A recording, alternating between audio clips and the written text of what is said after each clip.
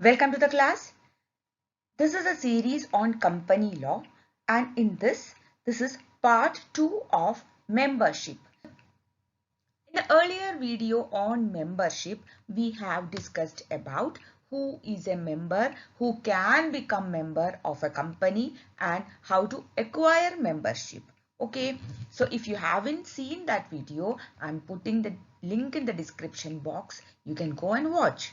Okay, so in this part 2 of membership video, we are going to only discuss about termination of membership. So already we know how to become a member. Now, in what all circumstances membership in a company will be terminated? That's what we are going to discuss today.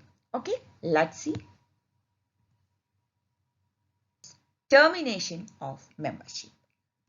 There are so many grounds on which a member's membership can be terminated.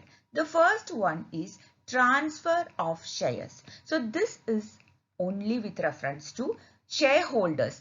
We have seen in the earlier video, all shareholders are members of the company, even though all members need not be shareholders, because there can be companies without share capital.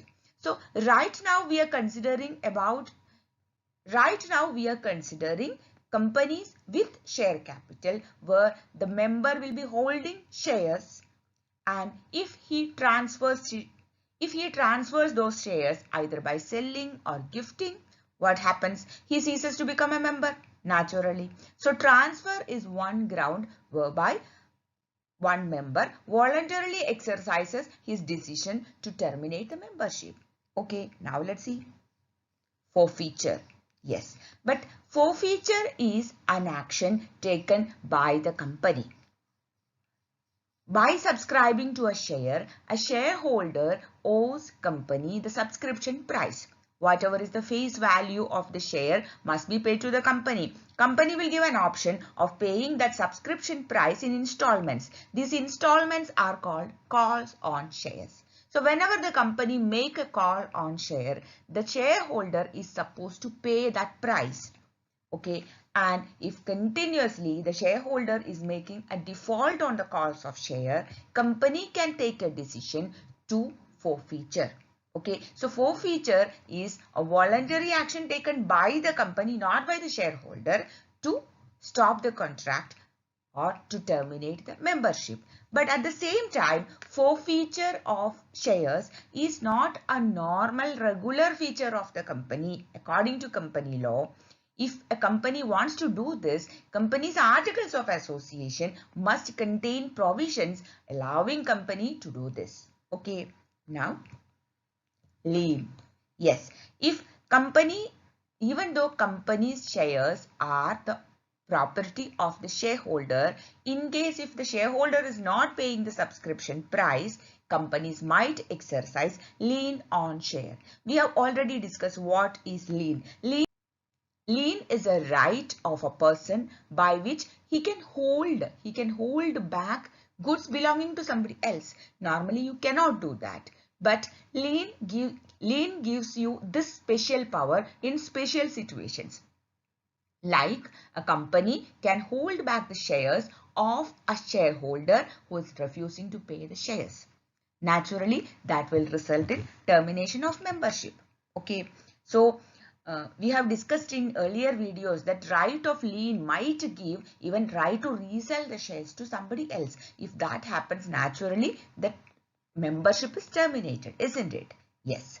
So one thing we should be very clear, a shareholder has so many rights, but he has first obligation to pay the subscription price. And at any point of time, any kind of default in paying the subscription price can result into termination of membership. Surrender.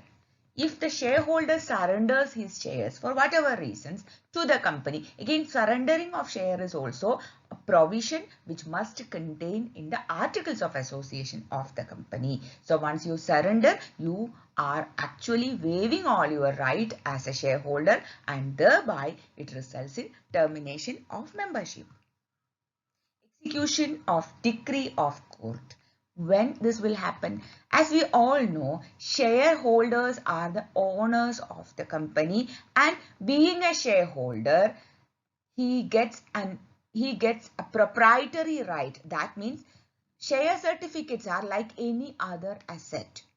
So if there is an execution petition filed in the court against a person, and if the court orders an execution order to attach his property, or the property includes share certificate.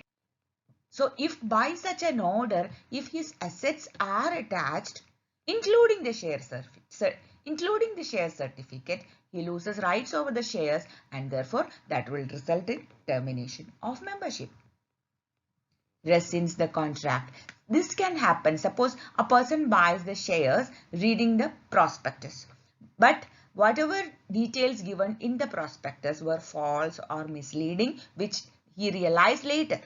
So once he realizes these things, he can rescind the contract, he can abandon the contract, he can stop the contract with the company. Thereby he can voluntarily terminate the membership. Insolvent person. The moment person becomes insolvent, all his assets, including the share certificate, will be transferred to the official receiver, and in the company's register of members also, instead of the shareholder's name, official receiver will be made an entry. Okay. Death. Like any other asset, on death, the share certificate, the shares owned by one person will automatically devolve on his legal representative. Redemption. There are companies issuing equity shares which are redeemable to debentures, redeemable to any other form of securities. So when the shareholder chooses to redeem his share, that means now he is no longer a shareholder, therefore his membership is also terminated. Winding up.